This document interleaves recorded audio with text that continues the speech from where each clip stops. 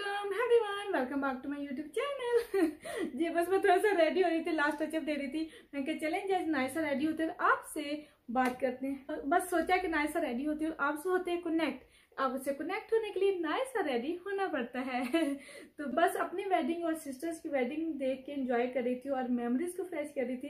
तो मैंने सोचा वही मेमोरीज चैलेंज आपसे शेयर करती हूँ। इसका मतलब है कि आजकल है वेडिंग सीजन चल रहा है, तो वेडिंग सीजन चल रहा है तो ब्राइडल टू बी के मीन जो ब्राइडल्स बनने वाली हैं उनके डेज करीब आ रहे हैं, तो उनके लिए कुछ ऐसे पॉइंट्स मुझे मिले थे, तो मैंने सोचा चले जी आपसे शेयर करती हूँ कि वो वाले पॉइंट्स अपने थ्रू आप तक पहुंचाती हूँ। तो आई होप इंशाल्लाह ताला आपको बहुत अच्छा लगने वाला, और स्किप आपने बिल्कुल नहीं करना है, मिस नहीं करना है और फुल एंड तक देखनी है।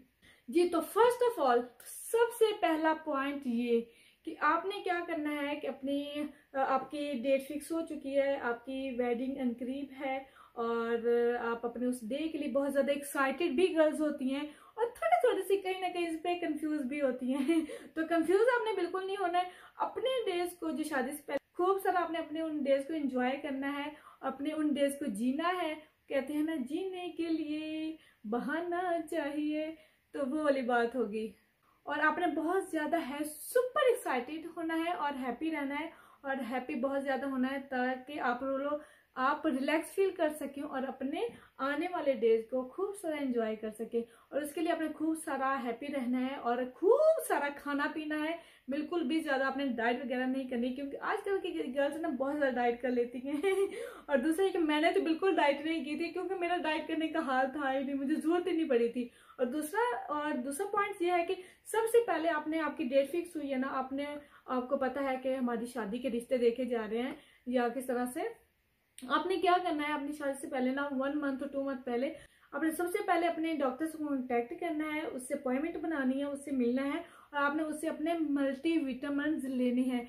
मल्टीविटामिन्स बहुत अच्छे होते हैं, चाहे अनमैरिड गर्ल हो या मैरिड गर्ल हो, every time every day vitamins बहुत ज्यादा अच्छे होते हैं। वो उनको हमारी बॉडी को उसकी जरूरत होती है, किसी रीजन की जरूरत नहीं होती है, हमारी बॉडी को उसकी जरूरत होती है। मेरी वेडिंग पे ऐसा कुछ पता भी नहीं था, कोई मैं मल्टीविटामिन वगैरह नहीं लेती थी, तो वो बहुत ज्यादा अच्छे होते हैं। क्योंकि क्या होता है कि आजकल गर्ल्स बहुत ज्यादा डाइट करती हैं और उस डाइट के चक्कर में ना वो अपनी थोड़ी सी हेल्थ को कहीं ना कहीं गड़बड़ कर देती हैं और आगे जाके प्रेगनेंसी में बहुत सारे इश्यूज हो जाते हैं, क्योंकि डाइट वगैरह बहुत ज्यादा गर्ल्स कर लेती हैं और प्रेगनेंसी में कुछ इश्यूज वगैरह हो जाते हैं, कुछ कॉम्प्लिकेशंस हो जाती हैं। तो इसलिए मल्टीविटामिन बहुत ज्यादा जरूरी हैं, चाहे अनमैरिड गर्ल है या मैरिड गर्ल है। तो इसलिए मल्टीविटामिन बहुत लेना जरूरी है। और दूसरी बात, औलाद देना तो वो अल्लाह ताला के हाथ में होता है, चाहे हम जैसे भी हों, हमें औलाद अल्लाह ताला ही देता है, वो अल्लाह ताला के हाथ में होता है। लेकिन फिर भी हमें वो मल्टीविटामिन लेने चाहिए। और दूसरा पॉइंट, सबसे पहले आपने अपने वेडिंग डे पे ना जो आपने कितना क्लच बनाना ना, जो ब्राइडल के पास होता है, उसमें आपने 2-3 थिंग्स रखनी है। फर्स्ट थिंग आपने रखनी है टैबलेट्स पैरासिटामोल, पेनाडोल, वो अपनी टैबलेट जरूर रखनी है। क्योंकि मेरे साथ भी ऐसा हुआ था, सुबह से लेके हम रात तक फंक्शन को एंजॉय कर रहे होते हैं, थक के हमारा बुरा हाल हो जाता है और हम टूट जाते हैं। वो फिर हमें ऐसे बैठना होता है ना, स्ट्रेट होके, हमारी कमर को सीधी करके बैठना होता है। और क्योंकि अगर थोड़ी सी चब्बी है तो वो पेट के 2-3 बल पड़ जाते हैं, पेट के 2-3 बल पड़ जाते हैं। मुझे तो जरूरत नहीं थी, मैं तो वैसे ही ऑलरेडी स्मार्ट सी थी, तो फिर भी लेकिन सीधी होके बैठना पड़ता है, अपने बैक के पोस्चर को सीधा रखना पड़ता है ताकि हम दिखने में अच्छे लगे। और दूसरा ये होता है कि हम कैमरे को देख रहे हैं, कैमरे को फेस कर रहे हैं, लोगों से मिल रहे हैं, सुबह से रात तक हमारा ये फंक्शन चलता है, हम थक जाते हैं और बैठने की वजह से शोल्डर, ये बैक, हिप मीना अक जाती है, मीना कहते ना दर्द स्टार्ट हो जाती। तो इसलिए पेन किलर रखना बहुत ज्यादा जरूरी है पाउच में। वो आपने अपने हैंड पाउच जो होता है ना, हैंड क्लच, तो उसमें आपने वो जरूर रखनी है टैबलेट, ताकि आपको कुछ फील हो, आप जम से खा लो और अपने आप को रिलैक्स फील करो। और दूसरी थिंग ये है, आपने ना क्या करना है कि आपने ना आई कॉन्टैक्ट सब यूज करती हैं आजकल, तो बहुत ज्यादा यूज करती हैं, मैंने नहीं किए थे, लेकिन ये है कि आई कॉन्टैक्ट यूज करें या ना करो। आपने अगर आई कॉन्टैक्ट यूज किया ना, तो आपने वो सोल्यूशन आपने जरूर रखना है, वही नहीं रख के छोड़ के आना। आपने उस क्लास में आपने अपना सोल्यूशन जरूर रखना है। और अगर आप आई कॉन्टैक्ट यूज कर रहे हैं या नहीं कर रहे हैं, आपने अपने आई ड्रॉप्स होते हैं वो आपने जरूर रखने हैं, ताकि आप, क्योंकि सारा दिन हम कैमरास को फेस कर रहे होते हैं और बैठ बैठ के वैसे भी हमारी नींद नहीं पूरी हुई होती है, तो आंखें थकना स्टार्ट हो जाती हैं। और वैसे भी आई लैशेस इतने हैवी होते हैं कि हमारी वैसे ही देख देख के हमारी आंखों का बुरा हाल हो जाता है। तो इसलिए सोल्यूशन या आई ड्रॉप्स जरूर आपने रखने, वो जरूर यूज करने हैं। और इसके साथ से याद आया कि आपने नींद जरूर पूरी करनी है। आजकल तो इतने ज्यादा फंक्शंस, इतने ज्यादा इवेंट्स बना दिए हैं। पहले तो 3 होते थे बस, मेहंदी, बारात एंड वलीमा, तो जी शादी नहीं बढ़ जाती थी, बंदा इतना थकता भी नहीं था। आजकल तो इतने ज्यादा इवेंट्स बना दिए गए, इतने लॉन्ग लॉन्ग डेज हो गए हैं। आपने नींद अपनी जरूर पूरी करनी है, जरूर पूरी करनी है, क्योंकि ये सारा दारोमदार जो होता है ना वो नींद पे ही होता है तो इसलिए हमने नींद अपनी जरूर पूरी करनी है, जरूर लेनी है। थर्ड थिंग आपने क्या रखनी है, वो आपने रखनी है जी कुछ फूड स्नैक आपने जरूर रखना है। कुछ बबल गम है, कुछ स्वीटीज हैं, या आपने वो छोटे छोटे क्रैकर्स, बिस्किट टाइप में, तो वो आपने जरूर रखना है, क्योंकि सुबह से लेके रात तक हमें इतना फिर भूख भी नहीं लगती है, और जब खाना वगैरह खुलता है तब हमसे खाया नहीं जाता, हम थोड़ी सी इरिटेशन फील करते हैं, थोड़ा सा शाई फील करते हैं, तो इतना हम खाते भी नहीं है ब्राइडल स्पेशली। मैंने खुद नहीं खाया था और मुझे इतनी ज्यादा शर्म आ रही थी उस टाइम, और मैंने खाया भी नहीं था, बिल्कुल भी मैंने नहीं खाया था, और मुझे इतनी ज्यादा भूख लग रही थी सुबह से। देन मैंने कहा ये आइडिया मैं आपसे शेयर करती हूँ।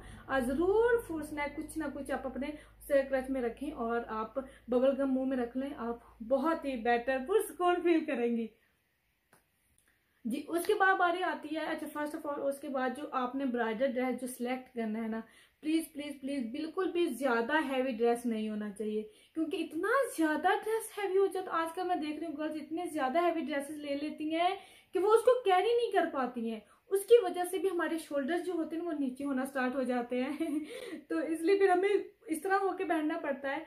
तो वो इतना हैवी नहीं होना चाहिए ड्रेस वो होना चाहिए जो हैवी भी लगे और बहुत लाइट वेट हो, वो वाला है ड्रेस होना चाहिए। मेरा जो ड्रेस था ना, वेडिंग ड्रेस, बहुत ज्यादा लाइट वेट था, हैवी वर्क भी था, लेकिन वो बहुत लाइट सा था, तो मैंने उसको बहुत इजी वैसे कैरी किया था। आजकल तो माशाल्लाह इतने ज्यादा हैवी ड्रेस होते हैं और इतने ज्यादा कपड़े में बने होते हैं ना वो, और वैसे भी हैवी ड्रेस इतना ज्यादा नहीं लेना चाहिए। मैं एक बात तो यहाँ पे शेयर करूंगी कि इतना ज्यादा हैवी ड्रेस नहीं लेना चाहिए, क्योंकि वो फिर बाद में ज्यादा पहना नहीं जाता है।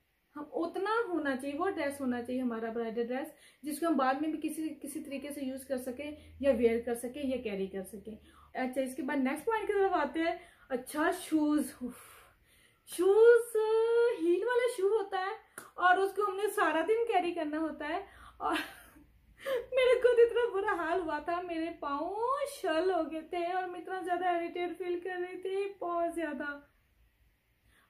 इरिटेट फील कर रही थी। देन शू आप एक्सपेंसिव ले लें, 5000 10,000 का ले लें, लेकिन वो कंफर्टेबल होना चाहिए। कंफर्टेबल शू में हम इजीली उसको कैरी कर पाती हैं, क्योंकि सारा दिन वॉक करनी होती है, उनको पहन के बैठना भी वो बहुत बड़ा काम है। तो इसलिए शू वो होना चाहिए जो कंफर्टेबल हो, वो आपको थकाने वाला ना हो।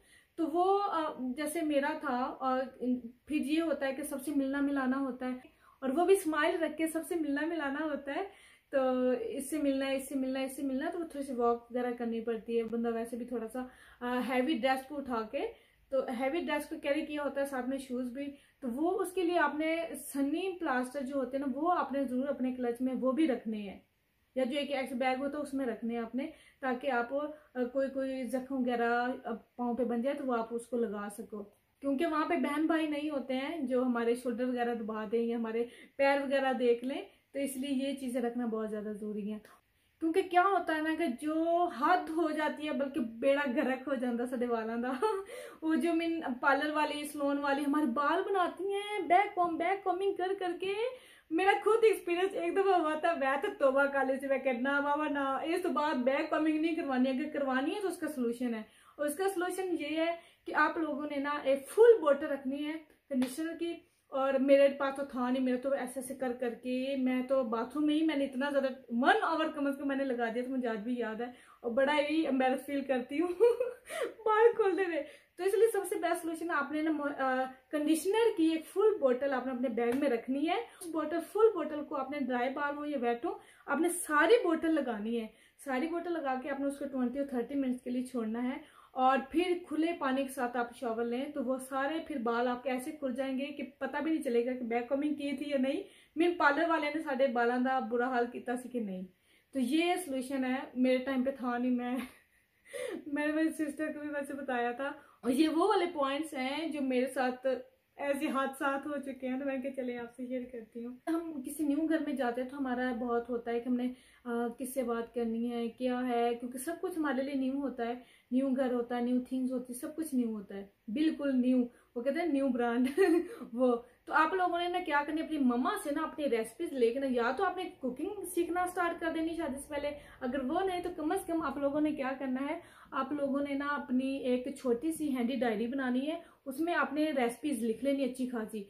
हो सकता है शादी पे जाके जी सास साबा कह दे जी कौरमा बना दो या खीर बना दो, तो आप क्या करेंगे, क्योंकि किसी की हेल्प करनी पड़ जाती है, किसी को कुछ बना के देना पड़ सकता है, कोई भी।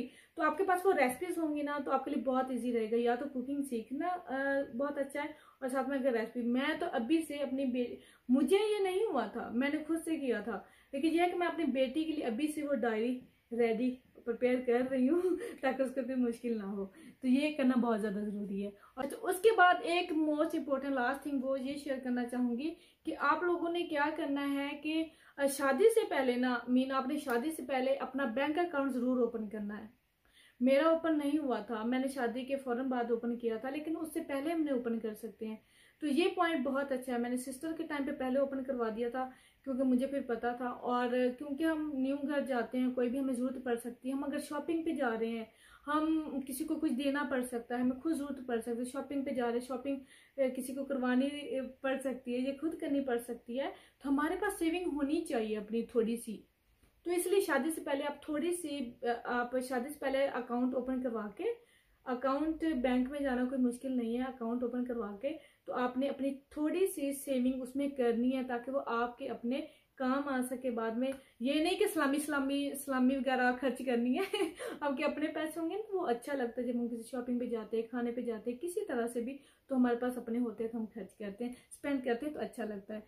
तो ये बहुत ज़्यादा मेन थिंग है। तो उसके बाद ये कि आपने बिल्कुल भी ज़्यादा कपड़े हैवी नहीं बनाने हैं, ज़्यादा हैवी कपड़े आपने बिल्कुल नहीं बनाने हैं, क्योंकि क्या होता है कि शादी वेडिंग डे के बाद जो हम जब जाते हैं ससुराल में तो हम फैंसी ड्रेस पहन के बैठ जाते हैं, लेकिन घर वाले ऐसे ही घूम रहे होते हैं अपने कपड़ों में, अपने आम कपड़ों में घूम रहे होते हैं, और हम फैंसी कपड़े पहन के बैठ जाते हैं। और फिर इतना, क्योंकि गेस्ट आते हैं उस टाइम पे पहन लिया, या शाम को गेस्ट आते हैं उस टाइम पे पहन लिया, डे में 2-3 ड्रेस तो चेंज कर लेनी चाहिए, क्योंकि ब्राइडल होते हैं ब्राइडल का हक बनता है सजना से बनना, तो उसको खुद भी बहुत अच्छा लगता है। इसलिए थोड़े से कंफर्टेबल ड्रेस रखने चाहिए, ज़्यादा हैवी ड्रेस नहीं रखने चाहिए। और क्योंकि मेरी जब शादी हुई थी ना, मैंने भी मम्मा से कहा था मुझे मम्मा ये भी ड्रेस चाहिए, ये भी ड्रेस चाहिए, ये भी ड्रेस चाहिए, कि मम्मा कहती थी नहीं नहीं नहीं ज़्यादा नहीं। तो मैं, लेकिन थोड़ा सा जैसे कहते हैं कि फ्रेंड्स वगैरह गिफ्ट वगैरह दे देती हैं, तो आप थोड़े से नॉर्मल कुर्तेज रखें, और कुर्ते फ्रेंड्स वगैरह भी दे देती है तो उसके साथ वो ज़ाहिर दुपट्टा नहीं मैच कर पाती हैं, ट्राउजर नहीं मैच कर पाती हैं। तो उसके लिए आपने क्या करना है कि आपने स्किन कलर का, व्हाइट कलर का, ब्लैक कलर का दुपट्टा और ट्राउजर्स आपने ज़रूर रखने हैं, वो बहुत ज़्यादा, क्योंकि हर कुर्ते के नीचे व्हाइट, ब्लैक, और ये तो नॉर्मल कलर हैं, नेचुरल कलर हैं, ये उनके साथ सूट हो जाते हैं, वो पहने जा सकते हैं। तो आप नॉर्मल से कपड़ों में रहें, जब कोई गेस्ट वगैरह आए तब आप चेंज कर लें और इजी हो जाए, खुद को भी रिलैक्स फील करें, दूसरों को भी अच्छा, इसके साथ ही एक और पॉइंट मुझे याद आया, वो ये है कि प्लीज़ आप अपने वेडिंग का फुल प्लान बनाया करें कि आपने क्या करना है, कैसे करना है, किस तरह से करना है, कि आपने क्या करना है। जो स्टेज पे सोफा होता है ना जिसपे ब्राइडल और ग्रूम बैठते हैं, उस पर सिर्फ ब्राइडल और ग्रूम बैठना चाहिए। मेरे साथ क्या हुआ था, मेरे जो सोफा था जिसमें मैं बैठी थी और मेरे पार्टनर बैठे हुए थे, उस पर ना मेरे रिलेटिव जो हमारे होते हैं ना, वो आके बैठना स्टार्ट हो गए थे, और वो बैठ रहे थे, और वो इतना मैं इरिटेट हो रही थी, इतना ज़्यादा इरिटेट हो रही थी कि आप कुछ ना पूछें। वो ऐसे डेस्क के ऊपर आके बैठ जाते हैं, वो भी दुपट्टा यहाँ से मेरा खिंच रहा था। फिर मैंने एक दफ़ा हस्बैंड से भी कहा कि इस तरह से मैं थोड़ा सा अनकंफर्टेबल हूँ, तो वो मीन आके बैठ जाते हैं साथ में, दुपट्टा खिंच जाता है, डेस्क के ऊपर बैठ जाते हैं। ये बहुत ज़्यादा अच्छा नहीं है। मीन थोड़ा सा देखना चाहिए ना उनको भी कि ब्राइडल इतने अरसे के बाद शौक से ब्राइडल बनती है और उसकी ड्रेस का सत्यानाश कर रहे हो। तो वो बहुत मेरा यहाँ से पुल हो रहा था। तो इस बात को जरूर माइंड में रखा करें। आप लोग प्लीज डिसाइड किया करें कि कोई ना बैठे, बस ब्राइडल एंड ग्रूम बैठे। मैंने खुद बकायदा मैंने प्रॉमिस किया था कि मेरी सिस्टर की शादी होगी ना, और उसके सोफे पे ना जस्ट ग्रूम और ब्राइड को बिठाऊंगी और किसी को मैंने नहीं बैठने देना है, क्योंकि बड़ा बहुत ही एडिटेट वो सीन चल रहा होता है। तो जब मैं वहां से उठी थी फिर मैंने भी रिलैक्स फील किया था। इसलिए ये बात आप जरूर अपने फैमिली मेम्बर्स को बता दिया करें। एक तो बंदा जरूर ऐसा होना चाहिए जिसको ये सारी एडवाइसेस वगैरह देनी हो कि ये आपने करना है, ये किस तरह से करना है। तो ये जरूर प्लान किया करें कि ये करना है, ये कौन सा है, किस तरह से है, क्या करना है। तो प्लानिंग करना वेडिंग से पहले बहुत ज़्यादा ज़रूरी है। तो इस पॉइंट को बिल्कुल भी इग्नोर ना कीजिएगा, इस मेन पॉइंट। तो जी यहाँ पे बस ये वाले कुछ पॉइंट्स थे जो कुछ मेरे साथ कुछ ऐसे हादसा हुए थे जो मैंने आप लोगों से शेयर करती हूँ। तो बहुत फनी भी था, बहुत अच्छा भी रहा। और मैंने सोचा चलें आप लोगों से शेयर करती हूँ। जो न्यू वेड्स होने वाले हैं, जिनकी न्यू शादी होने वाली है और जिनकी शादी हो चुकी है, अल्लाह ताला उनको अपने घरों में आबाद रखे, उनके लाइफ का न्यू अच्छा सा स्टार्ट हो। और जिनकी हो रही है शादी, उनका लाइफ न्यू आने वाली लाइफ का अच्छा सा स्टार्ट हो और हैप्पी हैप्पी हो। और उसके साथ ही जिनकी नहीं हुई अल्लाह ताला उनका भी नेक वसीला बनाए, अल्लाह ताला ही उनको बहुत अपना स्पेशल सा डे जल्द ही दिखाने को मिले। तो इसके साथ ही बस ऐसे पॉइंट्स थे जो मैंने अपने थ्रू आप तक पहुंचाए हैं। तो बस कैसे लगे आपको, तो बस आप लोग क्या करना है, नीचे फीडबैक में मुझे कमेंट बिलो में कमेंट करके जरूर बताइएगा। इसके साथ ही बस मैंने इंपॉर्टेंट प्यारे से पॉइंट्स अपने प्यारे से यूट्यूब फैमिली से शेयर किया है। तो आई होप आप लोगों को अच्छे लगे हों। तो बस आप लोगों ने क्या करना है, अपने प्यार से, अपने दिल से, अपने प्यार से मेरे चैनल को लाइक करना है, शेयर करना, सब्सक्राइब करना है। इसके साथ ही मुझे इजाज़त दीजिए। ओके जी, अल्लाह हाफिज़।